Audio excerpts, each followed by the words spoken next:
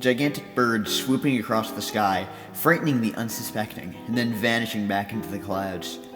Illinois seems to have an inordinate number of such sightings, certainly enough to keep us watching the sky as we make our way through the woods and fields of the state. American Indian lore is filled with legends of huge flying beasts like the piasa that could carry away full-grown adults. These birds are often called Thunderbirds because their flapping wings sound like rolling thunder.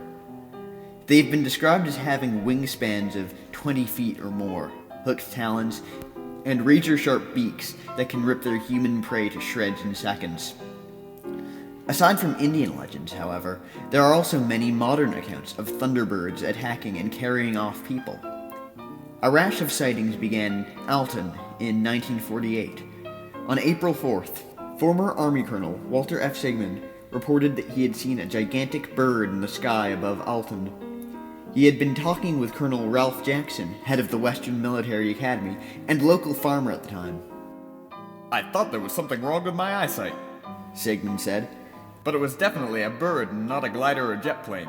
It appeared to be flying northeast. From the movements of the object and its size, I figured it could only be a bird of tremendous size." A few days later, a farmer from Caledonia named Robert Price saw a similar bird.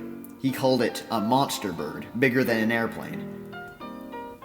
On April 10th, Mr. and Mrs. Clyde Smith and Les Bacon spotted a huge bird in Overland. They said they thought the creature was an airplane until it started to flap its wings furiously. On April 24th, E. M. Coleman and his son, James, sighted the bird back in Alton. "It was an enormous, incredible thing with a body that looked like a naval torpedo," Coleman later recalled. "It was flying at about 500 feet and cast a shadow the same size as a piper cub." On May 5th, the bird was sighted for the last time that year in Alton by a man named Arthur Davidson, who had called the police to report that it was flying above the city. Later that same night, Mrs. William Stallings of St. Louis informed authorities that she had also seen it. "It was bright, about as big as a house," she said. A number of sightings then followed in the St. Louis area, but ironically, just when the public excitement over the bird reached its peak, the sightings came to an end. Another rash of sightings took place in 1977, beginning with a frightening encounter, the famous Lawndale Attack, which took place in the small town in Logan area. On the evening of July 25th, several witnesses reported two giant birds circling and swooping in the sky.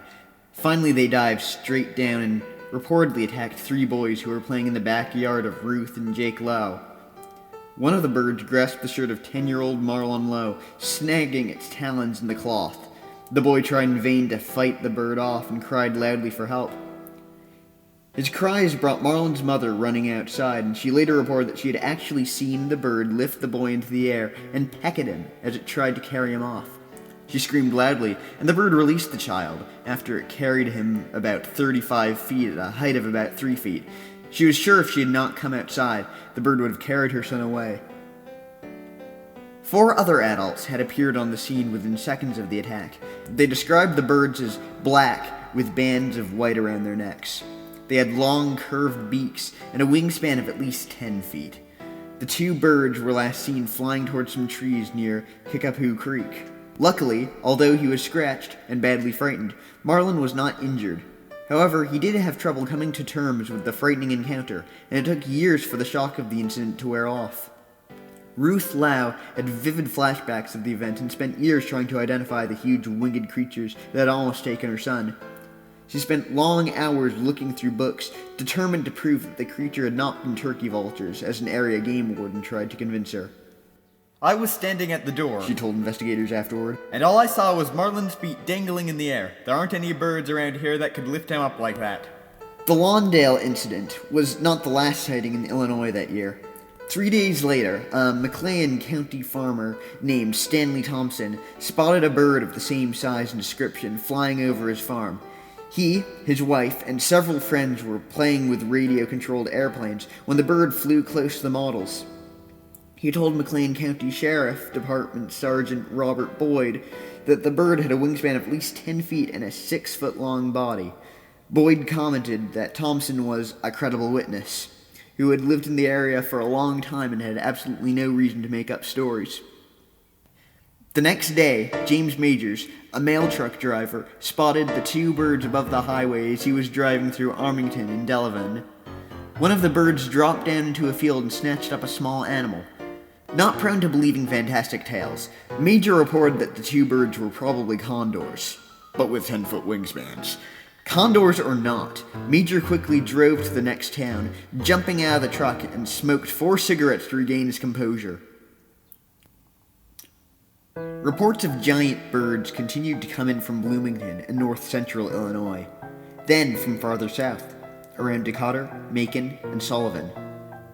On July 30th, the same day the birds were reported near Bloomington, a writer and construction worker named Texas John Huffer spotted and filmed 2 large birds while he was fishing with his son at Lake Shelbyville.